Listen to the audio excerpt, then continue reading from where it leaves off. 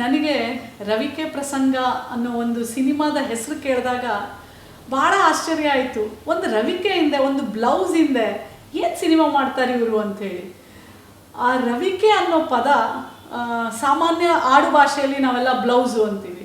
ಮೊದಲು ನಮ್ಮ ತಾಯಿ, ನಮ್ಮ ಅಜ್ಜಿಯವರೆಲ್ಲರೂ ಜಾಕೆಟ್ ಅನ್ನೋರು. ಜಾಕೆಟ್ ಬಂತೇನೆ ಜಾಕೆಟ್ ಹೊಲಿಸ್ಕೊಂಡ್ರ ಅಂತ. ಉತ್ತರ ಕರ್ನಾಟಕದಲ್ಲಿ ಕುಪ್ಸ ಅಂತಾರೆ. So ರವಿಕೆ blouse. ಬ್ಲೌಸ್ ಹಿಂದೆಗಡೆ ಯಾವ ಥರ ಇವರು ಸಿನಿಮಾನ ಮಾಡಿದ್ದಾರೆ ಅನ್ನೋದೇ ನನಗೆ ಭಾಳ ಕುತೂಹಲ. ಆದರೆ ಒಂದು ಹೆಣ್ಣಿಗೆ ಬ್ಲೌಸು, ಅವಳ ಕುಪ್ಸ, ಅವಳ ಜಾಕೆಟು, ಅವಳಿಗೆ ಅದೊಂದು ಸೌಂದರ್ಯ, ಆತ್ಮಸ್ಥೈರ್ಯ, ಮನೋಬಲ. ನಾನೊಬ್ಬಳು ಡಾಕ್ಟ್ರಾಗಿ ಹೆಣ್ಣು ಯಾವಾಗಲೂ ಭಾವನೆಗಳಲ್ಲಿ ವ್ಯಕ್ತಪಡಿಸ್ತಾಳೆ.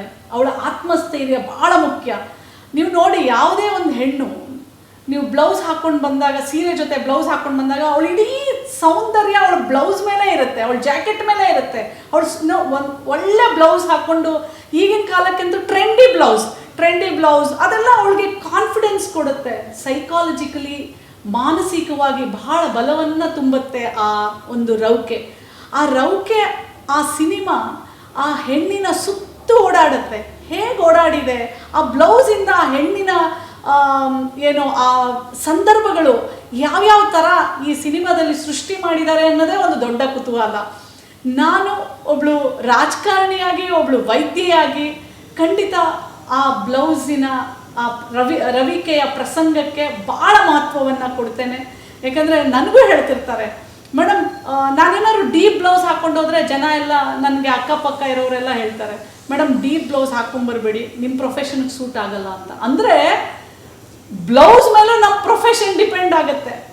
ಅಂದರೆ ನಾನು ಡೀಪಾಗಿ ಬ್ಲೌಸ್ ಹಾಕ್ಕೊಂಡಿದ್ರೆ ರಾಜಕಾರಣ ಮಾಡೋಕ್ಕೆ ಬಂದಿಯಾಳ ಅಂತಾರೆ.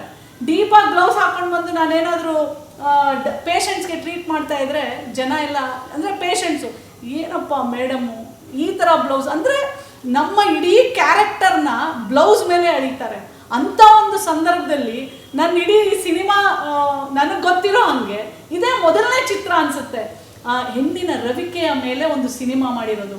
ಆದರೆ ನಾವೆಲ್ಲರೂ ಆ ರವಿಕೆಯನ್ನು ಬರೀ ಅವಳೊಂದು ಕಾಸ್ಟ್ಯೂಮಾಗಿ ಹಾಕ್ಕೊಳ್ತಾಳೆ, ಅದು ಸೆಕ್ಸಿ, ಅದು ಟ್ರೆಂಡಿ, ಓಲ್ಡು, ಟ್ರೆಡಿಷ್ನಲ್ಲು ಅನ್ನೋದಕ್ಕಿಂತ ರವಿಕೆ ಒಂದು ಹೆಣ್ಣಿನ ಭಾವನೆ, ಒಂದು ಹೆಣ್ಣಿನ ಆತ್ಮಸ್ಥೈರ್ಯ, ಅವಳು ಮನೋಬಲ, ಇದೆಲ್ಲ ಆ ಜೊತೆ. ಯಾಕೆಂದರೆ ತಾಯಿ ಸಹ, ಹೆಣ್ಣು ಅಂದರೆ ತಾಯಿ ಸಹ ಅವಳ ಬ್ಲೌಸನ್ನು ತೆಗೆದೇ ಎದೆ ಹಾಲನ್ನ ಉಣಿಸ್ತಾಳೆ ಮಗುವಿಗೆ ಅಲ್ವಾ.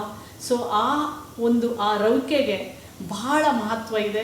ಈ ಸಿನಿಮಾ ಸೂಪರ್ ಡೂಪರ್ ಹಿಟ್ ಆಗಲಿ, ಇದರಿಂದ ಒಂದು ಒಳ್ಳೆ ಸಂದೇಶ ಈ ಸೊಸೈಟಿಗೆ ಹೋಗಲಿ. ಭಾಳ ಈ ಪಿಕ್ಚರಲ್ಲಿ ಕಾಮಿಡಿ ಇದೆಯಂತೆ, ಮತ್ತು ಕಡೆ 10 ನಿಮಿಷ ಕಣ್ಣಲ್ಲಿ ನೀರು ಬರೋ ಥರ ಈ ಒಂದು ಮೂವಿನ ತೆಗೆದಿದ್ದಾರೆ. ಸೊ ಈ ಮೂವಿನ ಬರೆದಂಥದ್ದು ಒಂದು ಹೆಣ್ಣುಮಗಳು. ಸೊ ಈ ಸಿನಿಮಾ ಟೀಮ್ಗೆ ಒಳ್ಳೆಯದಾಗಲಿ ಅಂಥೇಳಿ ನಾನು ಹಾರೈಸ್ತೇನೆ.